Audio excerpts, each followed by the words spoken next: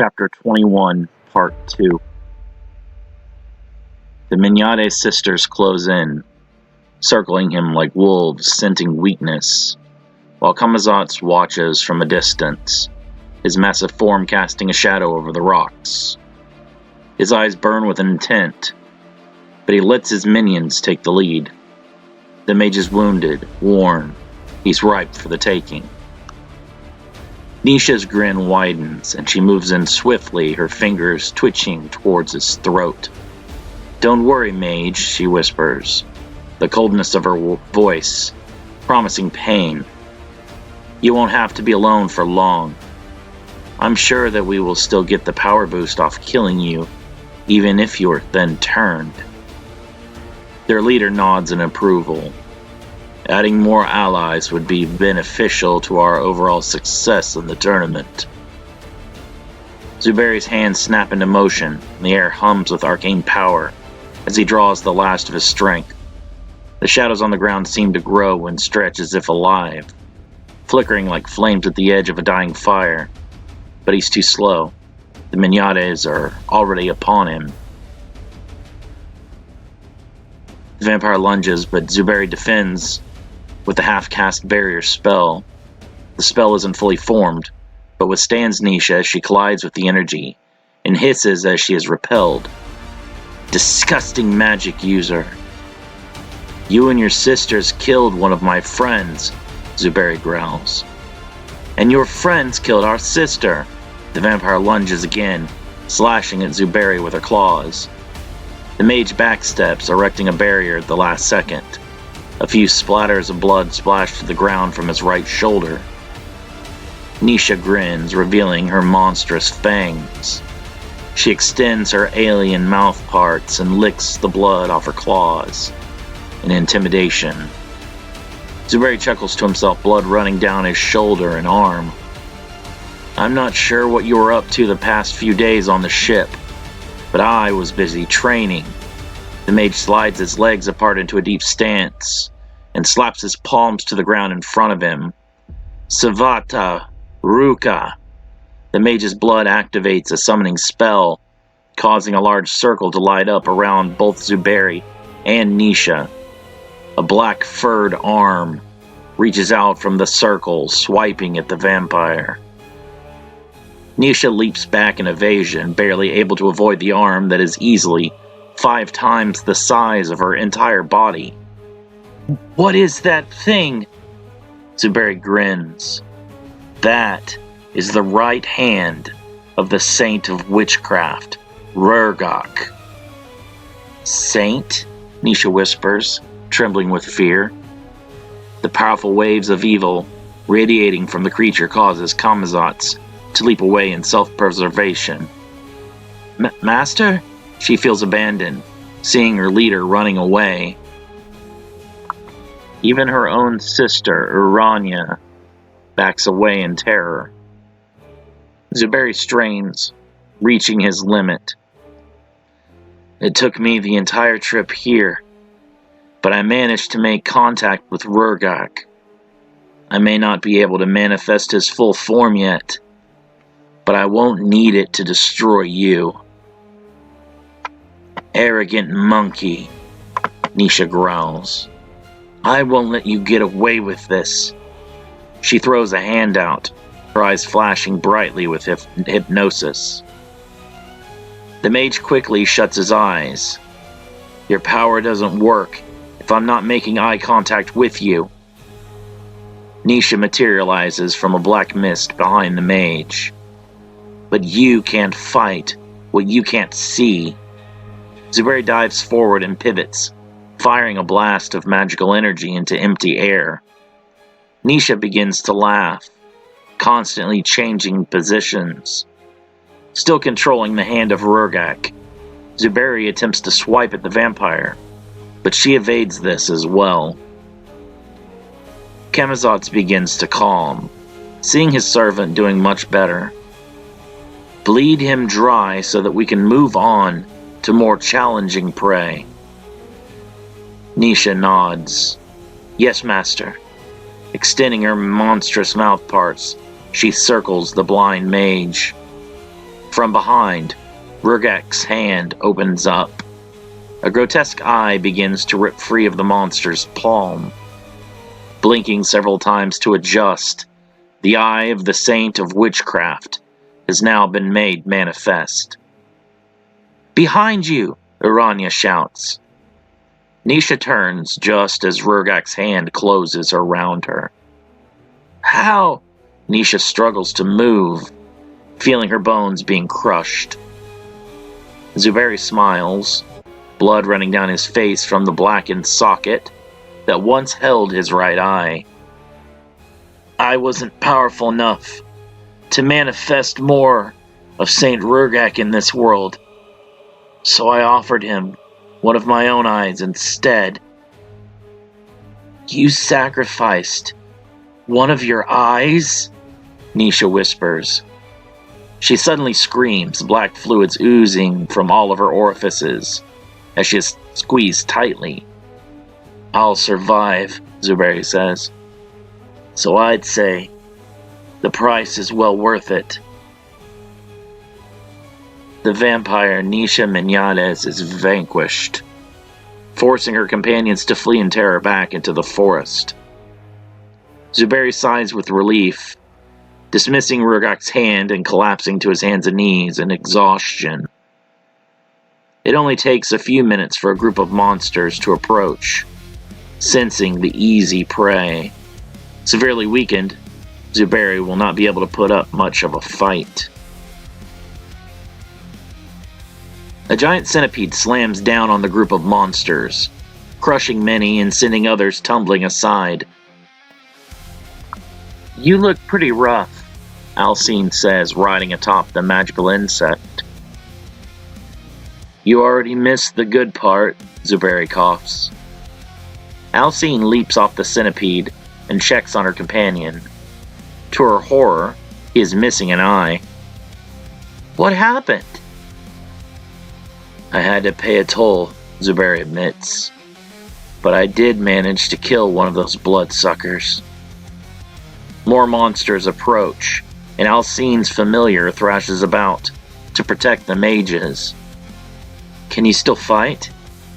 Zuberi shakes his head. "I got a little pick-me-up from killing the vampire, but I'm still in the negative. Summoning even a part of a saint is taxing." "You already resorted to that?" Alcine asks. Zuberi shrugs. "I was in a corner." Alcine feels a sharp pain and turns to see her centipede locked in a violent struggle with a large serpentine creature. The Naga's upper body is vaguely humanoid, but covered in grayish-green scales. The face of the creature is much more reptilian in appearance, complete with a hood of membranous skin around its head like that of a cobra. A massive tail is in place of legs, measuring over 20 feet in length. The Naga constricts around the centipede, grabbing hold of its mandibles with its hands and pulling until it rips the insect's head in two. Alcine drops to a knee, feeling the painful feedback of having one of her summonings destroyed. "Looks like I have my work cut out for me. I'd help, but I'm not sure I'd even be able to stand right now," Zuberi says with a cough. "It's fine," Alcine says. "I need the practice." "Humans!" Anesthesia, the Naga hisses. An ancient race, the Naga are some of the first monsters to have evolved on the Earth. Long before humanity, the snake-like Earth elementals had their own cities and culture. With the arrival of the Yazata, the Naga were another casualty of their divine plan to cultivate the human race. "Aginestra!" Alcine shouts, releasing several blasts of flame magic at the creature. The Naga evades with deceptive speed and retaliates with a spray of venom from its fangs. Alcine dodges the venom, countering with another fire spell. "Me Tihi Divar. Anesthesia hisses, raising a wall of earth to block the fire. Alcine grows frustrated. It can use magic? The Naga can manipulate the rocks and soil, but have no power over the other elements. Most elemental-based creatures can only control the element they represent, and have no greater understanding of magic as a whole. Ret Samp, Anesthesia hisses, forming the dirt into a serpentine creature, easily double its own size. Ayami Shokan, Alcine says, biting her finger in order to cast a more powerful, blood magic version of her summoning spell. Haichi Kofu. She manifests a rodent-sized bee, wearing a yellow miner's hat. Zuberi looks on in puzzlement, wondering what the point of this cutesy summoning is. Svarm, Alcine says, multiplying the miner bee into hundreds. The bees converge on the snake, each carrying away a piece of the earth, until nothing remains. Anesthesia hisses in frustration. Boo Kamp! The ground quakes violently before splitting. Alcine barely has the time to evade, nearly being swallowed by the emerging ravine. Zuberi looks down in relief, being carried in the arms of a miner bee. Thanks, he says. It's not over, Alcine pants. The drain on her stamina from summoning so many familiars is becoming more and more apparent. A cloud of buzzing beetles forms, shimmering green with iridescent shells, and they swirl around her in a protective spiral. The Naga hisses, lunging forward with lightning speed, but Alcine's familiars react in perfect synchronization. She releases a swarm of hornets, which dive toward the Naga's face, aiming for its eyes. The creature thrashes wildly, its fangs snapping at the air, but the hornets are too swift, their stingers plunging into the sensitive spots around its eyes and mouth. While the Naga is distracted, Alcine summons her next wave, large, armored beetles the size of a man's fist. They scuttle beneath the Naga's coiling body, gnawing through its scales and leaving trails of acid-like venom that burn through its flesh. The Naga writhes in pain, but its tail lashes out, catching Alcine off guard and sending her skidding back. Gritting her teeth, she calls upon her largest familiar, a colossal stag beetle with mandibles sharp enough to cut through bone. It lumbers towards the Naga's exposed underbelly, charging with purpose. Anesthesia hisses in anger and frustration, swatting the beetle away with its tail. Ayami Shokan, Alcine growls from a crouched position to the left of the trench. Jindwegi, a large armored tick manifests, causing Zuberi to shudder. Svarm. The tick multiplies. They converge on the Naga. Anesthesia tries to fight them off, but each one that latches on begins to drain the creature of blood. The Naga loses strength as the battle continues. Over a dozen ticks now latched onto its body. After several minutes, the serpent is unable to be seen beneath the mass of vampiric arthropods. That is the most gruesome thing I have ever seen, Zuberi says as the bee sets him down. Alcine dismisses her insects in order to rest for a minute. Nature can be brutal. The demon named Anahuas rolls his arms around in their sockets to loosen up. His pebble-like skin is composed of ultra-hard materials that make it impervious to most damage. He is known by other demons as Anahuas the Invincible and Anahuas the Wall. I feel sorry for you, human. I will be entering the tournament and run roughshod through the competition. I didn't come all this way to be killed before the tournament even begins. Hui ignores the demon's confidence. He finds it amusing that most creatures underestimate him due to his human host. If you do not know the difference between a human and a vessel, you will not provide me much of a challenge. In the mountains where I live, all the villagers tremble in fear at my power. They think of me as an angry mountain god. To appease my wrath, they offer their virgins for me to ravage. Hui rolls his eyes. How quaint. I too had my share of followers over the centuries. I gained tremendous power from their devotion. He studies the demon for a moment. How weak were you to begin with, if you are only this strong now? Anahuas runs at Hui, angered by the Sakari's smug attitude. The demon swings with the right hook, but Hui easily evades and appears behind him. Your speed is laughable, Hui mocks.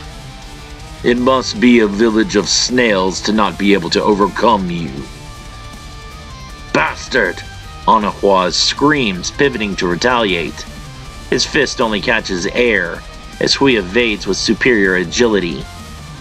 Hui flashes across the area, easily dodging every attack the slower demon throws. Tiring, Anahuas stops to catch his breath. You're a coward, Anahuas pants, running away from me instead of fighting. Huh? Hui turns back towards him. Do you think that's what I was doing? Do you think I have to evade your attacks? He sets his feet and lowers his arms to his sides. Prove me wrong. Anahuas rushes, landing a solid punch to Hui's face. The Sakari flies back, surprised that his opponent's strike is more devastating than anything that he has felt before. With the exception of the battle with the rage-fueled Jake Stewart. Hui crawls to his feet, nose busted open and swelling. Impressive, he says. You are not all talk. What you lack in speed, you more than make up for in raw power. Anahuas begins to laugh, his confidence boosted greatly. I told you, my skin is harder than stone. Bullets and spears repel like water off my hide. My punches turn boulders to pebbles, and my strength can lift mountains.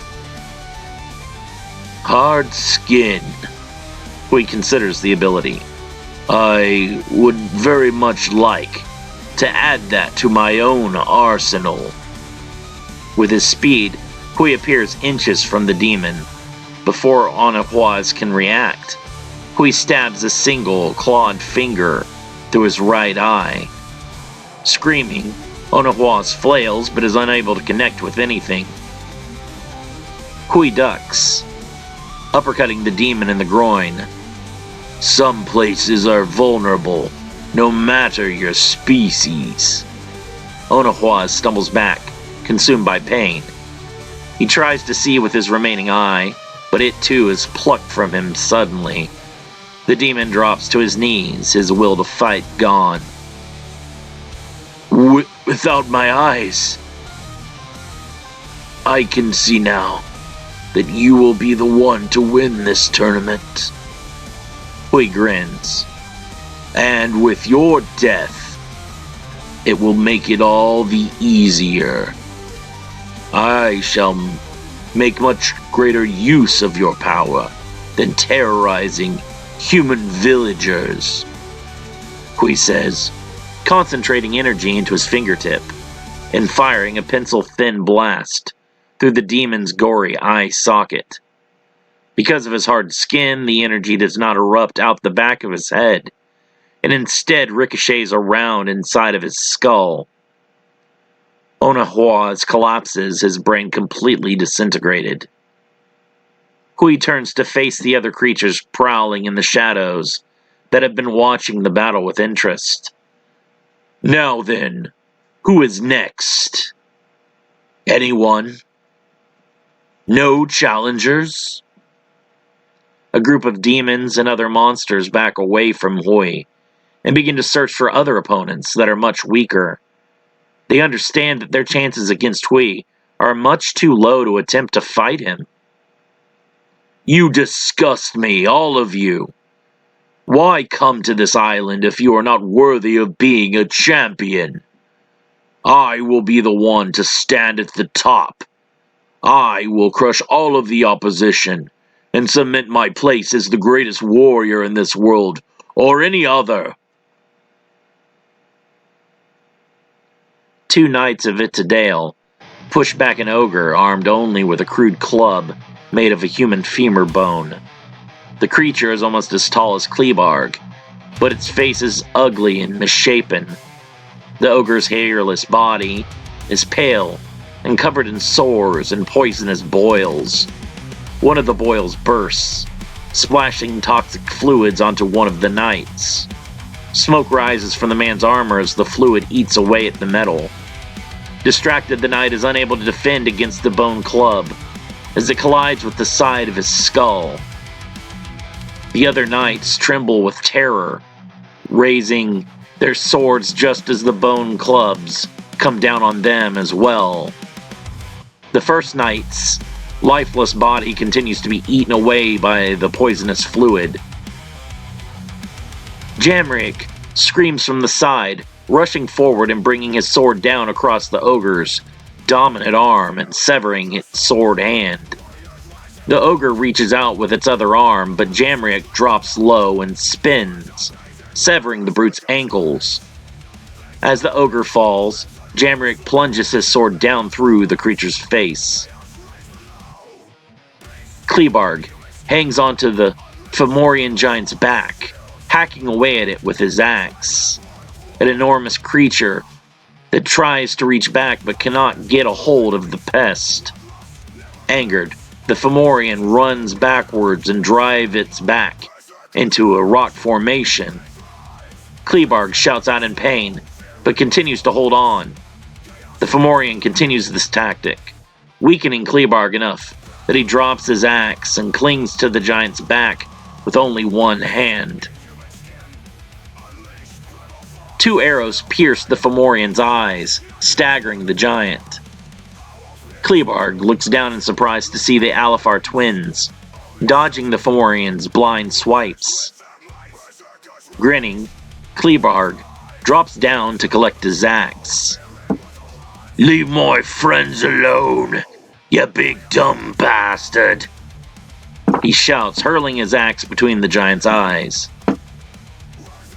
I had it under control, Klebarg says, putting a foot on the Fomorian's jaw and tugging at his axe with both hands. Yeah, Zoran says dismissively. That's exactly what it looked like.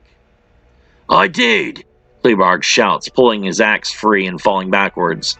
I had him right where I wanted him. Captain Ilianaro and a heavily armored war orc in service to Naljesh circle each other. The elf's sword is not durable enough to penetrate the bulky warrior's armor. As they move, Ilianaro constantly searches for an opening. Your toothpick isn't suited for combat, the war orc laughs. I could snap that pathetic twig between my fingers. You are welcome to try, Ilianaro says, hoping the creature is dumb enough to attack without any strategy. Unfortunately, the war orc is a higher-ranked member of Nalzesh's army, and much more cunning than your typical orc or goblin kin. Heh, the war orc laughs. You won't bait me in like that. He holds out his warhammer, a hulking weapon that is almost as long as the elf's entire height. Faz Finiuna, Ilionaro chants, quickly summoning vines from the ground to wrap around the war orc's arms and pull them down so that the elf has an opening to attack. Ilionaro speeds forward, aiming his blade for the war orc's exposed throat. The war orc overpowers the vines, ripping its right arm free and clubbing the elf against the side of the head. The blow sends Ilionaro bouncing across the ground, disoriented and in pain. Your queen keeps worrying about the Vaettir, but it is our forces she should be worried about. The might of Lord Nalzesh is far greater than those Yazata, the war orc says, ripping his other arm free of the vines. Ilionaro sits up just in time to dodge the war orc's hammer as it nearly crushes him. The war orc strikes down with a backhand, but Ilionaro manages to remain on his feet. Feul, Itach, Plandai, Ilionaro chants, conjuring 3 large stalks to emerge from the ground. The war orc leaps back, evading the tree-sized stalks. The stalks open up, each revealing a bright red flower with yellow edges. Without warning, the flowers lash out, attempting to devour the war orc. Carnivorous flowers, the war orc mutters in irritation, dodging one while striking a second with his hammer. Buama, Grind. Ilionaro summons another plant, this one not as large as the others, but with a violet-colored bloom. The flower opens, firing dozens of exploding seeds at the war orc. As the creature dodges, one of the carnivorous flowers manages to close around his right arm. The war orc flails, busting open the flower. The enzymes of the flower have already begun partially dissolving his arm, leaving a shriveled and misshapen limb. While the war orc is in the shock of seeing his arm ruined, Ilionaro uses his vine magic to hurl his sword from a distance. The war orc chokes on his own blood, the elf's sword piercing its throat. Before he can do anything to react, the carnivorous flowers descend on him. Ilionaro releases his magic and takes a knee, chest heaving with exhaustion. The fights on this island are much tougher than I expected. I hope that the twins are faring well. Thilroth and Thatnim struggle against the bullish demon. Large and muscular, the beast is able to withstand most of their wind attacks.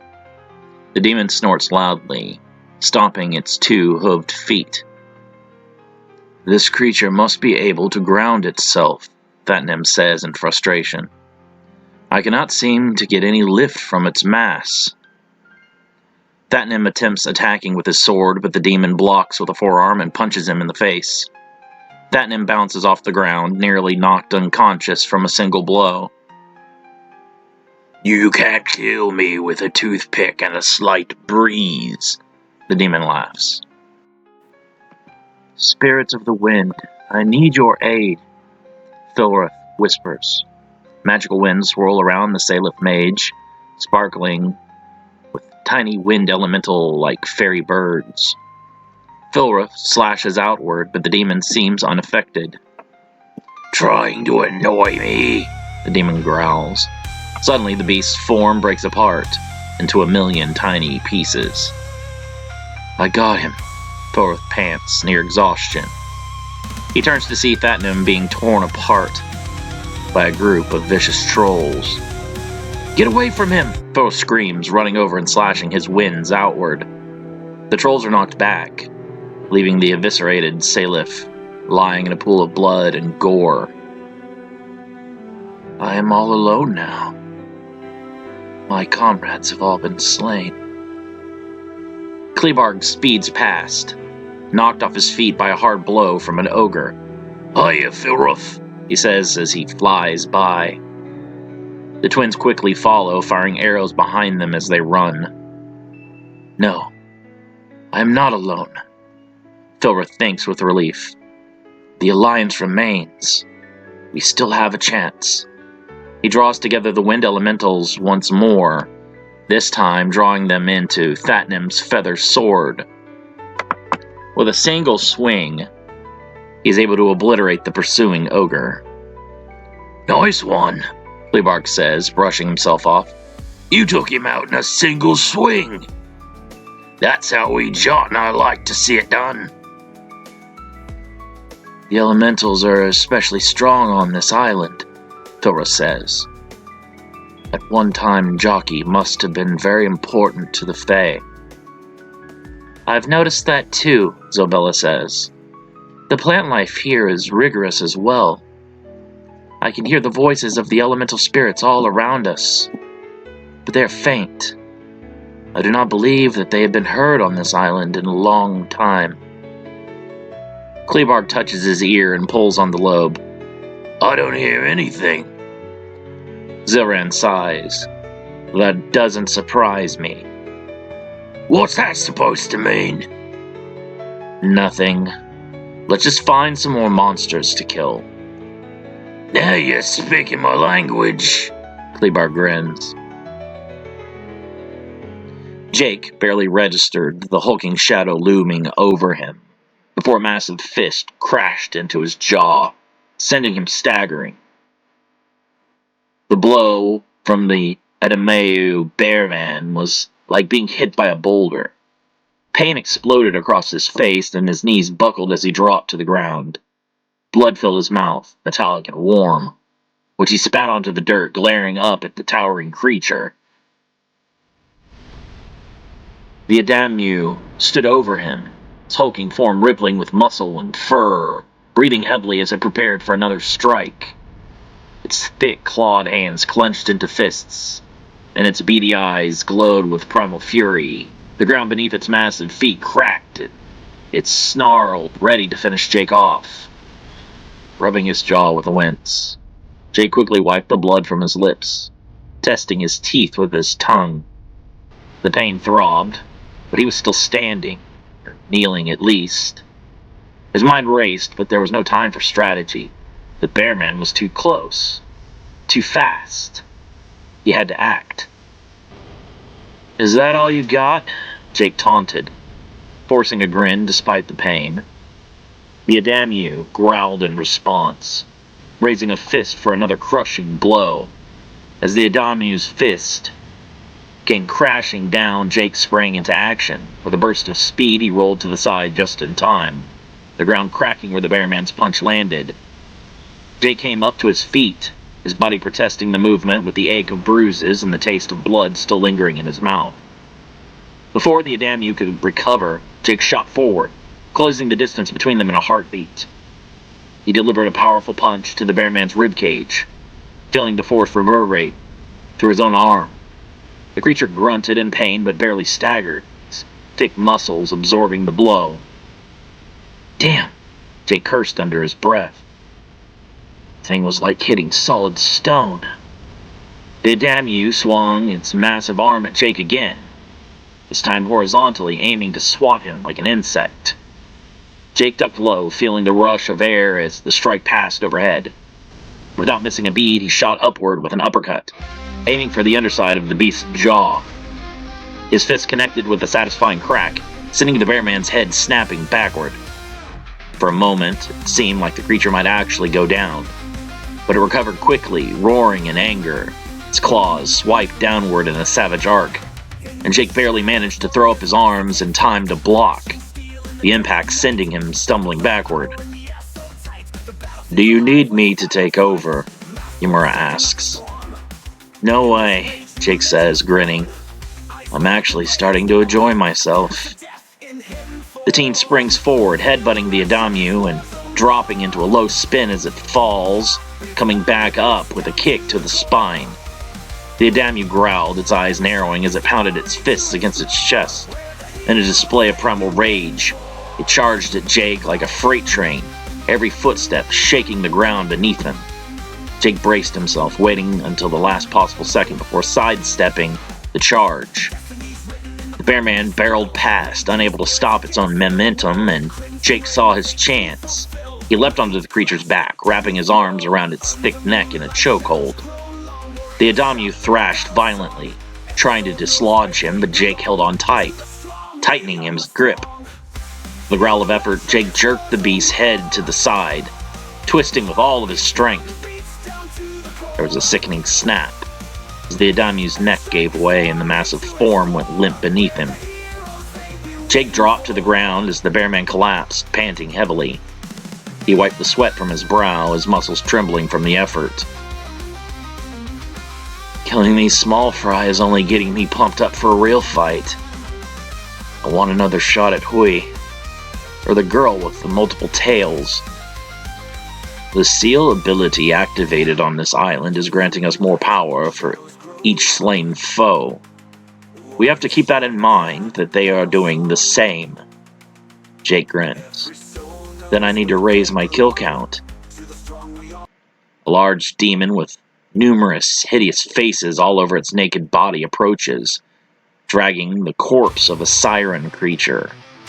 Looking like an attractive topless female human, the biggest difference is that the siren has brightly colored feathered arms. Jake is angered by the disrespect the demon shows to the body of its victim.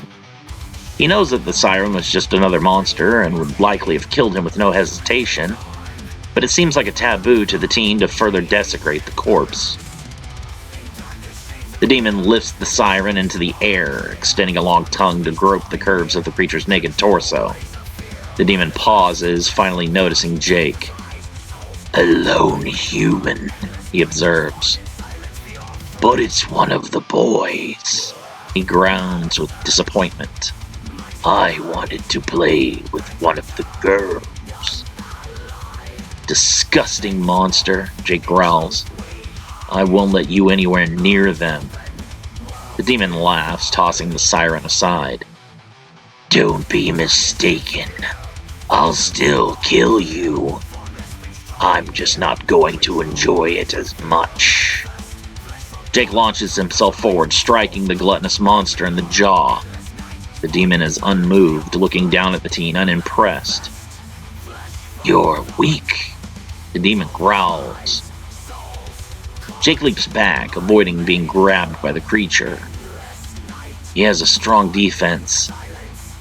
"Study him carefully," Imura says. "He is bound to have a weak point. This will be a good opportunity to face diverse enemies and adjust our strategies accordingly. We are bound to fight many different kinds of opponents in the tournament." Jake hops around, striking and immediately falling back each time. The teen's speed is far greater, but none of his hits cause any damage. Jake screams, combusting his aura around his body and launching himself at the demon to attack with more power. Again, the demon tanks the blow, managing to catch the teen with a backhand. Jake flips in the air several times to lessen the force before landing in a crouch and skidding several feet back. Jake stands up, turning his head to the side to spit a mouthful of blood and saliva. "Damn, I thought that might have been enough." Jake takes a deep breath, balling his fists and straining to expand his aura even greater. "Remember, I told you, do not waste energy," Imura cautions. "Just powering up is a flashy misuse of strength. Every action that you make must serve a greater purpose." "I got it," Jake whispers, completely focused. The demon begins to laugh. "You're too weak to harm me." Jake speeds forward, striking the demon in the forehead of its main face. The demon grins, feeling nothing. Jake remains with his fist, outstretched and in contact. The demon's grin fades as his cheeks begin to vibrate. "What The demon mutters.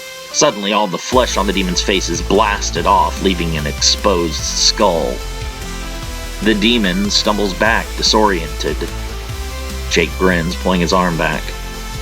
One more ought to do it. No. Wait, the demon pleads. Jake ignores the creature, rushing into it with a rising kick.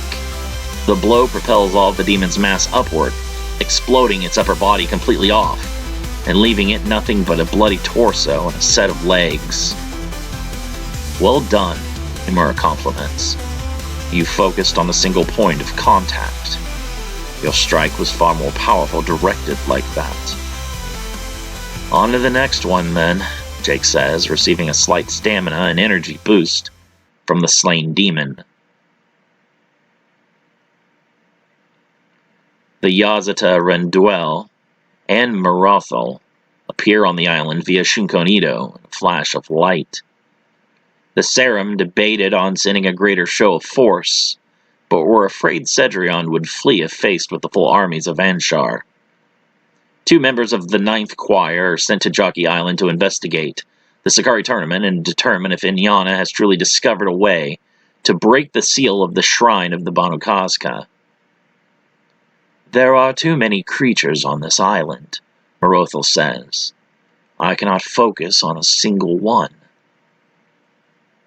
I can sense the Sakari, and 1 Aesir, Renduel whispers, and 2 half-breed abominations. Really? Morothel says, surprised. Nephilim? I do not think so, Renduel says, continuing to search the island. One of them possesses a great deal of devilney within them. The other is the one that I cannot quite figure out. Cedrion materializes in front of the Yazda, sensing their arrival. You were not invited here. Unlike the rogue, the Seraphim warriors do not wear the presence masking worn a ring. Look at his hand, Morothel whispers. He has a Warna. That is why we cannot sense him. We must be careful that there are not other traitors in hiding. Cedrion grins. You are at a severe disadvantage not being able to sense those possessing a Warna.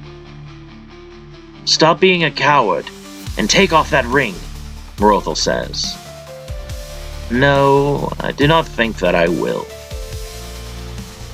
What are you doing, Cedrion? Renduel asks, recognizing the Grigori. Assisting Sakari and monsters? Have you really fallen this far? I thought our divide was merely a philosophical one. I never would have guessed that you would be capable of committing such unspeakable acts of evil.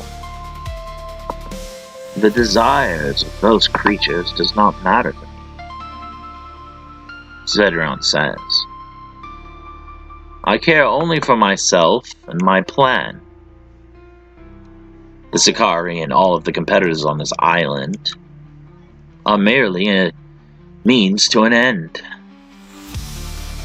The Banukazka, Renduel whispers. You cannot wield that cursed blade.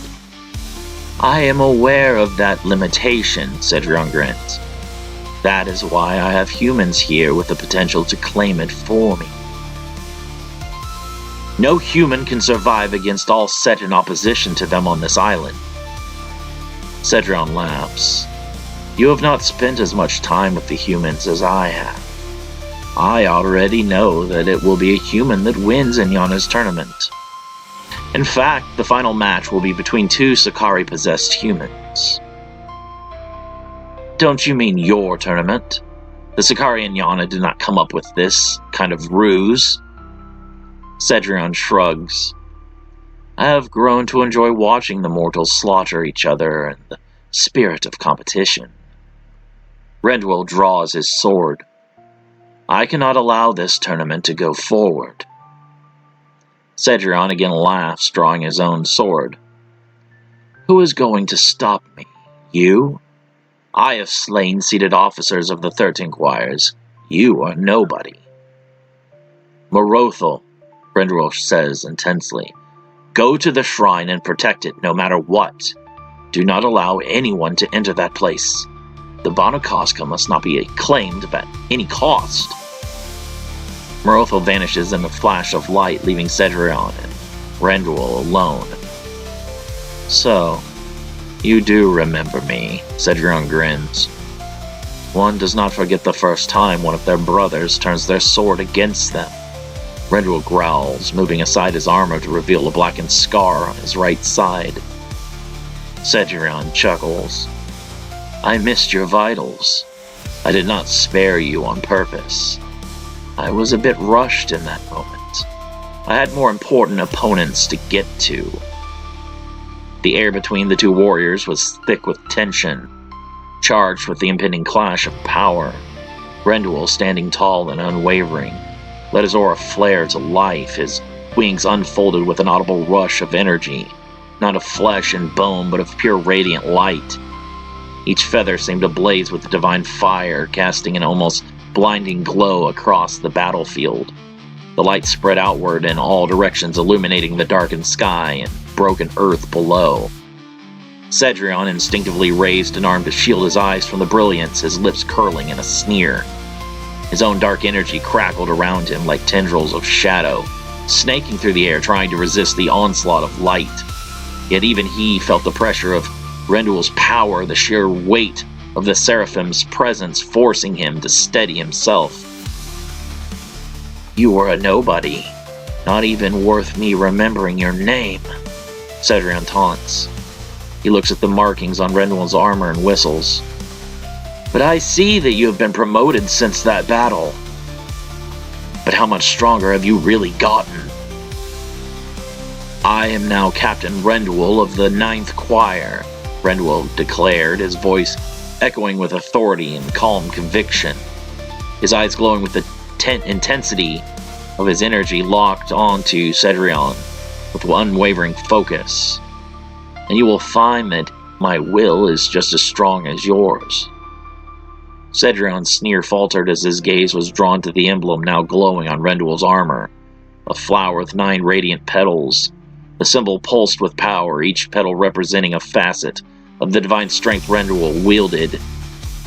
The sight of it seemed to stir something deep within Cedrion, a memory of what he once was before his fall, but Cedrion had long since turned his back on that light. The fallen Yazata's eyes narrowed, the shadows coiling tighter around his form as his own energy began to spike. Your will, he spat, his voice laced with bitterness, is nothing more than the chains that bind you to a dying cause. Grendel's wings flared even brighter in response, a silent challenge to those words. The ground beneath the Seraphim cracked under the force of his aura, while the sky above seemed to part, allowing beams of celestial light to cascade down. The battlefield was bathed in a holy glow, making the once grim and desolate scene seem almost hopeful for a fleeting moment. Cedrion, his own fallen energy now swirling like a storm around him, forced his way through the blinding light. His darkened wings, twisted and corrupted by his fall, flapped powerfully behind him, sending gusts of shadowy wind that met Grendel's light in a violent collision. The two opposing forces clashed, creating a swirling vortex of light and darkness between them. The battle had begun. Both warriors stared at each other across the battlefield, their auras pushing against each other, fighting for dominance. The power of Grendel's light made even the darkness of Cedrion's shadow falter, but Cedrion's raw hatred and rage gave him a strength that rivaled the Seraphim's divine grace. You speak of chains, Grendel said, his voice calm but firm. But it is you who is bound by your hatred, bound by your fall and your failure to see the truth. Cedrion growled, his eyes burning with fury. I see the truth more clearly than you ever will, he spat, launching himself forward in a blur of darkness. But Grendel was ready. With a single beat of his energy wings, he rose into the sky, his form outlined in celestial flames. From above, the emblem of his armor glowed brighter than ever, as if summoning the full might of his divine power. Cedrion rushes, attempting to end the battle with a single strike. It is not will that matters, only strength. Rendell blocks Cedrion, holding his sword at bay with his own. You will also find that I am not lacking that quality either. Fine, Cedrion says, unleashing his own energy wings in his full power. The wings are black and tattered as if torn apart in many battles, reflecting his fall from grace. I will face you as an equal, but you will regret challenging me.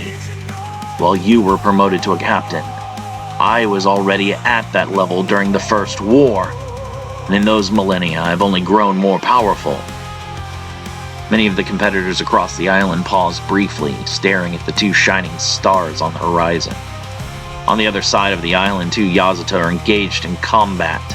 The lull in battle does not last long, and the competitors quickly resume their fighting. Knowing that two Yazatan superpowers are slugging it out does not change their determination.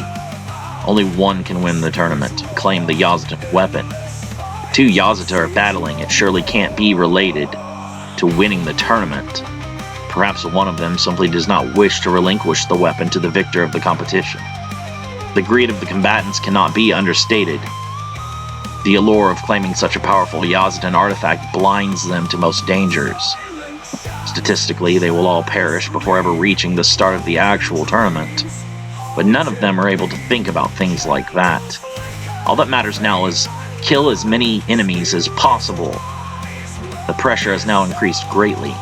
The other competitors might push to gain as much strength as possible in order to compete against whichever divine being comes out victorious in their duel.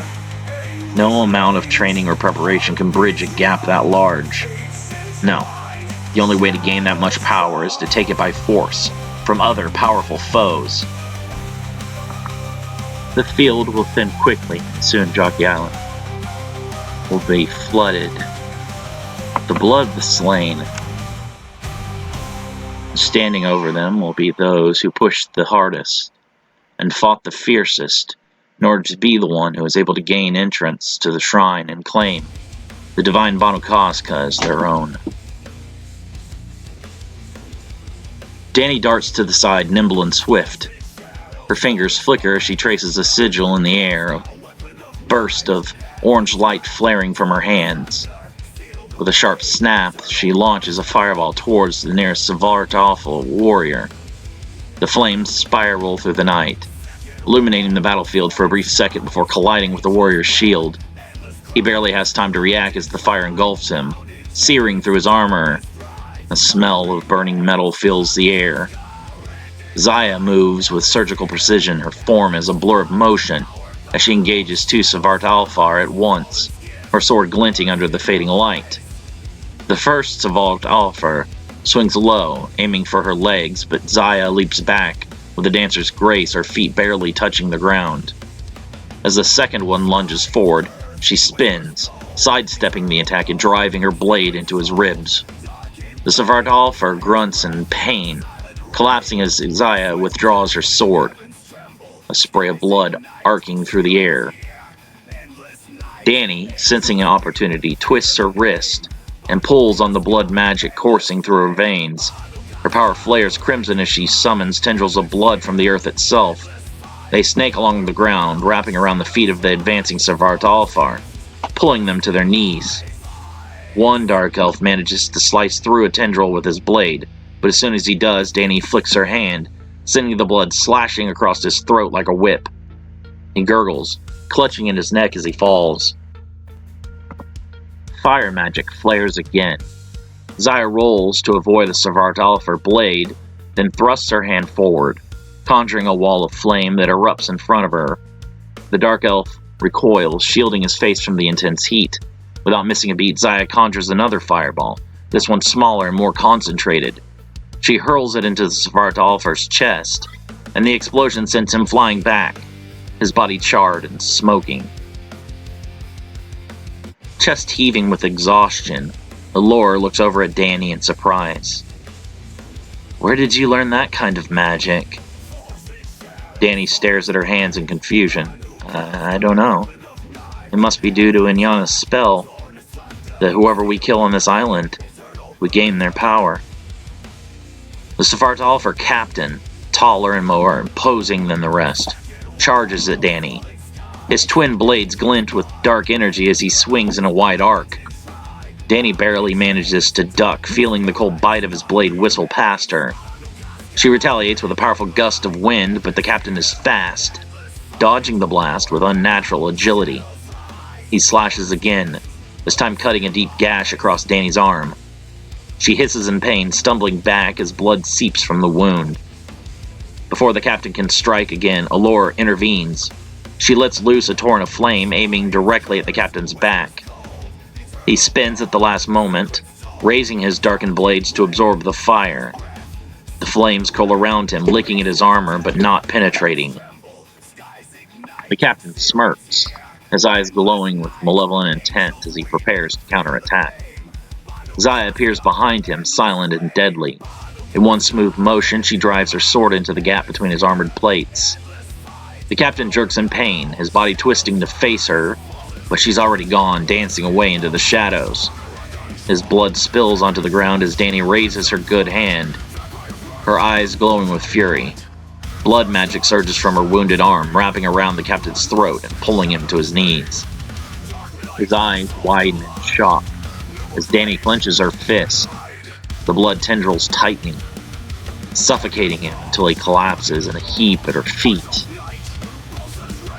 Allure stares at Danny with concern, fear. Danny, please promise me you will never use that kind of magic again. It's too evil. No magic should be created with such intentions. We use magic to defend and to protect. But that was something else. What you tapped into was a darkness that would seek to consume you. Everything that you hold dear. Please just promise me. Danny sighs, unsure of what the big deal is. They're here to kill monsters. Why not use the tools that the island has given her? It's not like her own magic is of much use. Not until it can return. Sure, Danny replies, almost dismissively. I promise. Morothel materializes outside of the shrine housing the Banukazka. After inspecting, the Yazata is relieved to find that the spell protecting the entrance has not been tampered with. Both seraph statues guarding the shrine are intact and unmoved. Lucky me, the devil Gomorka says from behind, walking out from the thick forest alone. I thought that when I sensed the arrival of two Yazata, that this would be as good of a place as any to ambush one of you. Devil nay, Morothel growls in disgust. What are you doing on this island? You know that you cannot break the seal with your tainted form. There are other ways of taking the Banukazka back to its rightful owner. Humans are so easily manipulated. Gomorka grins, circling his opponent like a hungry beast of the wild. It has been millennia since he has battled one of his former brothers in arms and suspects that he has become infinitely stronger, while they have grown dull and weak. Morothel senses the death of his comrade, Renduel. Together the two of them were to stop the tournament and prevent any mortal from claiming the Banukazka. Underestimating the threats they would face, Morothel now sees that the two of them alone had no chance of stopping this madness. You cannot be allowed to claim the sacred sword at any cost, abomination. Morothel growls, blood running down his neck and arms. Steam also rises from the wounds, along with a faint golden light. It was our army that created the Banukazka in the first place, Gomorka shouts. That weapon is about as holy to you do-gooders as a thrice-blessed vibrator. Morothel growls, holding his diamond-bladed sword out towards Gomorka. Vulgar creature of sin, shall carve penance from your flesh. Gomorka laughs. Don't threaten me with a good time. Morothel holds his sword out, bracing one hand at the wrist and charging the blade to glow with divine light. Ispire! Survii! Morothel releases a torrent of holy energy from his sword directly at Gomorka, who is forced to erect a barrier of dark energy to block. The barrier shakes violently before thin cracks snake throughout its length, Morochel screams, pouring more energy into the blast in an attempt to end the battle in a single attack. The added force completely shatters the barrier and flings Gomorka across the beach like refuse. Gomorka holds his chest in pain with one hand and drops to a knee coughing. I figured you'd be a lot softer after all these years out of practice. We are constantly in training to combat threats like you, Morothel says. You are nothing that I have not prepared for. The righteous are still as insufferable and pompous as ever, Gomorka growls, crawling to his feet. I am justified in my confidence. My path is true. I shall erase your blight from this world with my sword, the cleansing light of justice. Gomorka begins to cough violently, spelling a thick black liquid from deep within his body. Your speeches are nauseating. I'm going to die from illness. Your death will come from smiting, Morothel shouts, his sword glowing brightly. Enough of your delaying. Now is the end for you. Vasatura! Gomorka grins, black bile dripping from his jaws. The sludge bubbles and pops on the ground as being superheated. Unnoticed by Morothel, the black liquid has crept behind him and suddenly moves as if alive, sending out tendrils to wrap around his wrists. The Yazata struggles to move, ripping one hand free but losing his sword arm further into the darkness. Deception, Gomorka says, standing up straight, is a tactic we devils have mastered. Your kind will always come up short if you cannot bend or break the rules even a bit. He holds out his right hand and fires a beam of red energy from his index finger that burns through Morothel's chest. The Yazata's eyes widen in surprise, smoke rolling off the wound. Gomorka nudges the angelic corpse with his foot. He lowers his hand and fires several more bursts of energy into the body. You can never be too sure, he mutters, bending over to pick up the Yazata's sword. The devil receives a considerable power boost via the seal ability that has been used on Jockey Island. Already as strong as a Yazatan officer, a Knight of the Fly with even greater power becomes more akin to that of a Seraphim captain or lieutenant. Black energy crackles around the devil's body. He attempts to test out the Yazda's power, but finds that he is unable. Interesting, Gomorka thinks. While I gained his energy, it seems that one cannot wield both divine and devil powers within the same body. I have grown much stronger, yet killing him has only given me no useful abilities. He looks at the sword in his hand, the diamond slowly turning black. Well, at least I have a souvenir from the battle. He holds his hand out, sparks of white light erupting from his fingertips and back, but they quickly sputter out. He can feel the power within, yet it is blocked from his access, damned by some unseen force in his body. It is as if, even in death, a Yazata's own power refuses to betray the cause that they fought and died for. Blindly devout, even after death, Gomorka mutters, before spitting on the corpse. Your kind disgusts me more than any other. Provost Javad becomes separated from the others, running from a truly Lovecraftian horror. Over 15 meters in height and having countless cephalopod tentacles thrashing about, the one-eyed and multi-mouthed creature nearly devoured the mage. If not for Zaya's quick acting in severing the tentacle that grabbed him, he'd have been pulled into that hellish mouth and devoured. As he runs, his feet trip over something, causing him to fall. As Javad looks back at what tripped him, he is filled with horror. Before him are the bloody remains of one of his comrades. The bloody robe is unmistakable. The provost fearfully turns the body over to see its face. To his shock, it belongs to one of his friends that are battling in the other direction he just ran from. That can't be, Javad whispers. There's no way that she got here before me. If this body belongs to her, then The answer is too terrible for him to think about. A female voice interrupts him. It is the voice of the person he thinks is dead.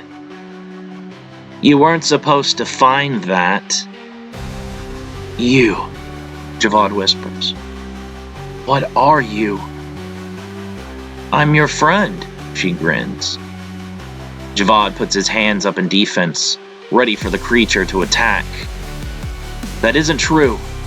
You're some kind of monster. You killed her, and took on her appearance, didn't you?" The female maid shrugs. "Well, there's no denying that solid detective work." She transforms into the likeness of Javad himself. "I'm a fetch, a changeling. Honestly, we've gone by many names in many different places. My tribe have to move around a lot. Once a body is discovered, it always leads to complications. I have to get away. I have to warn the others," Javad thinks. "Oh, that's not happening," the fetch says. "I absolutely cannot let you get away." "You can read minds?" Javad whispers in horror. The fetch nods. "It helps create the illusion. You'd be amazed how many details someone freely gives away of a person in their mind when they're thinking about them. It's like giving someone like me an instruction manual on how to duplicate their behaviors, their mannerisms, even their personal history." Javad turns and runs. He does not bother looking back. He knows he should be brave and stay and try to fight the creature, but with its mind-reading ability, he isn't sure how he could win. It's more important at this point for him to warn the others. He hurries, running as hard as he can, dodging tree limbs and leaping over obstacles. Nothing matters except reaching his friends. The battles begin to come into view. Several of the other mages are fighting on the beach against powerful opponents. Zaya remains engaged in battle with the Lovecraftian elder god monster, while Danny and Allure fight desperately against a powerful demon with a disfigured humanoid face and no eyes, with a single long forehead horn. Javad reaches out, opening his mouth to shout. Strangely, no sound emerges from his lips. Javad feels warmth in his chest and looks down. See a blood-covered hand sticking out. "I told you, I can't have you going off and giving away my secret," the fetch says. "I have a facade to maintain. I have to look out for myself, you know." Javad tries to scream, but only manages to make a few gurgling sounds as his throat fills with blood. Tears run down the mage's face as he is helpless to do anything to avoid his fate. Reaching down, Javad grabs the fetch's hand and pulls upward, breaking several of its fingers. The fetch shouts out in pain and recoils, holding its hand. Javad collapses to his stomach, blood swelling out around him. "You son of a bitch," the fetch growls, cradling her wounded hand. "I'd kill you again if I could for that little stunt." Despite his dire state, Javad managed to summon the last of his energy. He staggered, drawing a small spell array in the dirt with his own blood. The ancient symbols glowed with a brief intense brilliance, casting an ethereal light around them. The circle pulsed with magical power, a final, desperate effort from the mage to turn the tide, or perhaps protect himself from death. But as the light of the spell flickered and dimmed, Javad's head fell forward, his life extinguished. The fetch watched, an unsettling mixture of curiosity and indifference in its eyes.